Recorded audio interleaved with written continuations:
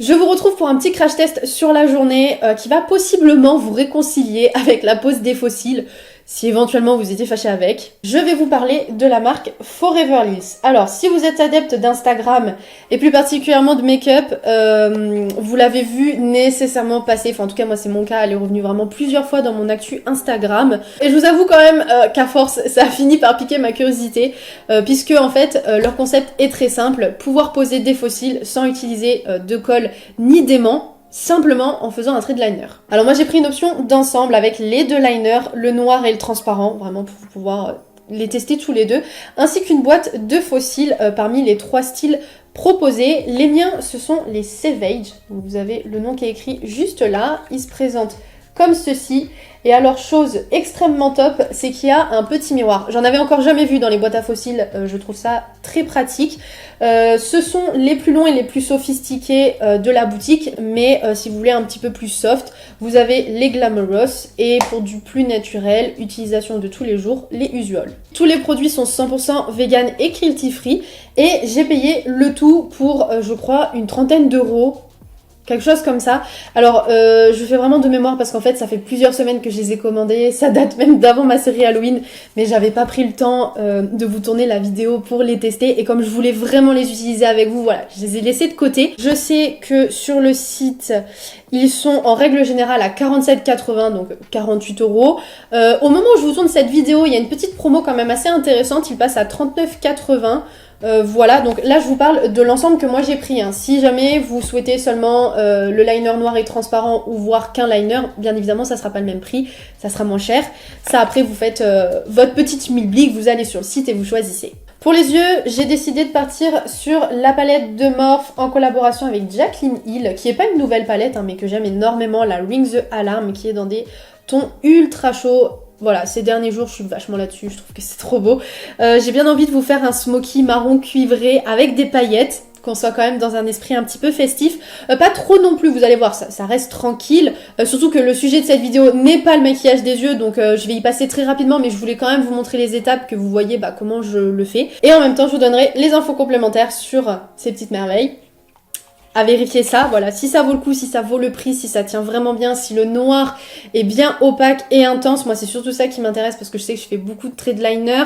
Les produits sont censés être waterproof, donc pareil on va vérifier. Enfin voilà, tout ça, j'espère que je vais pas être déçue. Donc c'est parti. Donc pour commencer, je vais venir crayonner l'ensemble de ma paupière mobile avec le crayon Kohl marron de chez Lime Life by Alcone. Celui-là j'aime énormément l'utiliser quand je fais des smokies, parce que la base est tellement crémeuse que ça s'applique tout seul, il n'y a même pas besoin d'appuyer. Et j'estompe les bords assez rapidement, faut pas hésiter non plus à appuyer, hein, surtout avec ce crayon, parce que c'est vraiment un waterproof ultra longue tenue.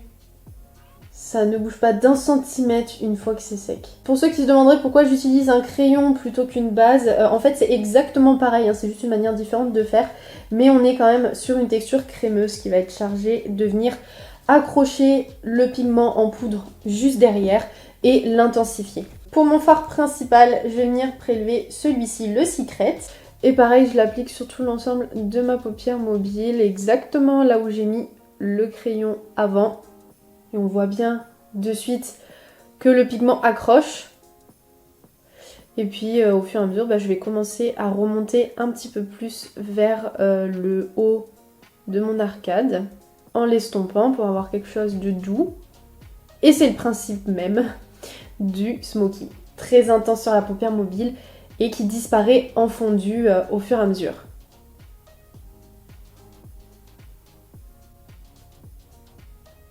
Je fais la même chose pour le dessous de l'œil et l'intérieur des muqueuses. Et j'estompe encore une fois le tout.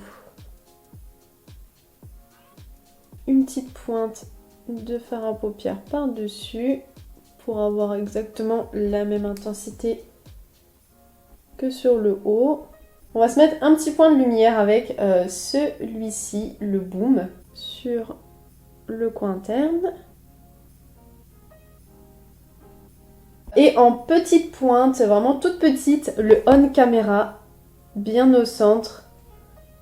Voilà, pour qu'il y ait un petit peu plus de nuances. Pour le côté pailleté, ultra simple, je viens prélever un petit peu de mon gel de chez Moonglighter sur ma main. Voilà, une petite noisette comme ça suffit. Et je prélève les paillettes de chez NYX, les Copper, ce qui va du coup me créer une sorte de petite pâte et ce qui me permet de les appliquer plus rapidement, plus facilement, sans qu'il y ait de chute. Et avec la palette Los Angeles de chez Becca, le petit highlight sur les arcades sourcilières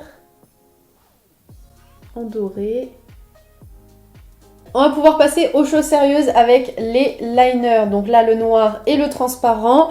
Je vais mettre de ce côté le transparent, ici le noir. Bien évidemment, comme j'ai envie que les deux yeux soient raccords, je vais venir avant appliquer sous mon transparent un autre liner noir qui n'a rien à voir avec la marque, c'est celui de NYX, l'Epic Ink. Et je mettrai le transparent par-dessus. Ça nous permettra de voir comment il va se comporter en le mettant par-dessus une autre matière.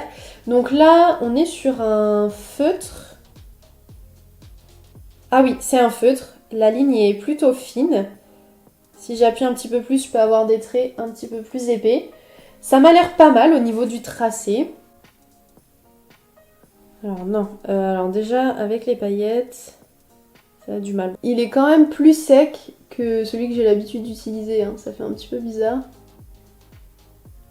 Non mais il trace pas là. Alors j'ai un petit problème parce qu'en fait il trace quasiment pas, je suis obligée de repasser plusieurs fois. Même à l'endroit où il n'y a pas les paillettes. Donc en fait je me dis que ça n'a rien à voir avec ça. Est-ce que le noir entre-temps a séché ou quoi? Je ne sais pas. Les premiers traits que je vous ai montrés, ça allait. Mais là, en plus j'ai plus de place sur ma main, mais je vais vous montrer juste à côté. Ça trace quasiment pas. Je vais réessayer en prenant plus la... Non mais c'est quoi ce truc là? Je suis obligée d'appuyer super fort en fait sur ma main pour que ça coule. Je vais mettre du liner quand même. Non, là, ça marque pas du tout, je pourrais jamais faire la pointe. Du coup, je vais tracer mes deux liners avec celui de chez NYX, l'Epic Ink, et je repasserai par-dessus au transparent. Ah bah oui, non mais ça n'a rien à voir. Je le sens direct en fait. Je suis un peu déçue quand même. Ouais. On va recommencer avec le transparent. Vous voyez là la petite couleur un petit peu bleu transparent. Je me dépêche parce que je sais pas si ça sèche rapidement ou quoi. Déjà c'est cool, ça ne transfère pas trop sur le feutre. La mine est restée propre. Donc je prends la bande droite. Le petit mouvement de pression pour que ça adhère. Ah si, je sens que c'est collé. Ah c'est ouf! Ah non, ça tient. J'ai senti, d'un coup ça a pris, ça a collé. Je peux vous dire que là, je sens qu'ils vont pas tomber. Limite, je sens que ça tient mieux que lorsque j'applique ma colle du haut. Et pourtant, c'est une colle qui tient très bien. Et là, le rendu est... Ah ouais, je suis vraiment trop fan. J'aime trop. Je vais faire du coup l'autre côté, mais pas avec la même frange de cils, puisque en théorie, la marque est aussi censée s'adapter à toutes les autres marques de faux cils, pas uniquement la leur. Je pense que ça va fonctionner, parce que quand on regarde ceux de chez Forever Lilz, la leur est vraiment tout ce qu'il y a de plus classique. Il y a... Enfin, quand on l'enlève, il n'y a pas un certain adhésif ou quelque chose comme ça, une matière particulière. Donc je pense que ça va le faire. Là, je vous ai sorti les Buttercup de chez Eldora. Ce sont les derniers en date que j'ai découvert. Et vraiment, je trouve qu'ils ont un rendu mais tellement magnifique. Donc on va essayer ça. J'aurai pas les mêmes fossiles de chaque côté, mais c'est pas grave. Là, voilà, on est sur un test exactement pareil. Je mets un petit trait de liner que je vais remonter un petit peu sur la virgule. Ce que je remarque et qui est vraiment très bien, c'est que si on se rate un petit peu au niveau du placement et qu'on a besoin de le repositionner, on peut complètement. La colle, ça va, ne sèche pas trop vite. Franchement, je suis scotchée. C'est trop bien. Ce qui est le plus fou, c'est que quand on l'applique, on sent que c'est pas une colle qu'on met, ça n'a pas vraiment la même texture. C'est pas du tout magnétique, hein, puisque comme on le sait, quand on utilise des fossiles magnétiques, il faut utiliser les aimants appropriés pour la bande de fossiles. De ce que j'ai lu sur le site, c'est basé sur la technique brevetée des adhésifs sensibles à la pression. Et voilà, et en fait, bah ouais, c'est clairement ça. Dès que j'ai appuyé dessus, c'est là que j'ai senti que ça collait. Mais au début, quand j'ai un petit peu fait des tests sur ma main que je traçais, ça sèche, mais si on n'appuie pas dessus, ça ne colle pas. Si par exemple je passe mon doigt juste comme ça, c'est comme si j'avais rien mis. Mais vraiment, si j'appuie dessus, je sentais que ça collait. Donc ouais, vraiment, franchement, je valide à 100%. Alors, en première impression, pour ce qui est du noir, voilà, je pense qu'il y a eu un petit souci. Je saurais pas dire d'où ça vient. Mais si vraiment ça a le même résultat que le transparent, j'ai juste envie de dire que c'est trop bien parce que vous avez à la fois un liner noir qui trace nettement et bien opaque, et puis qui va vous coller les fossiles. Voilà, mais ça c'est quelque chose que nous ne pourrons pas vérifier, du moins aujourd'hui. Donc voilà, on va rester sur le transparent, mais vraiment, là pour l'instant, je suis super emballée. Il est temps de faire le topo de cette journée. Je l'ai vraiment gardé jusqu'au bout. Il est 21h48, donc là j'ai juste hâte de me démaquiller et de vous faire cette conclusion. Mes conclusions qui sera super positive de mon côté parce que de ce que je vois, ça n'a pas bougé. Je vous avoue que j'ai pas pris le temps de vérifier dans la journée parce que j'ai fait tellement plein de choses. Ah! J'ai parlé un petit peu vite de ce côté-là. Le coin interne s'est légèrement décollé, mais c'est vraiment pas grand-chose.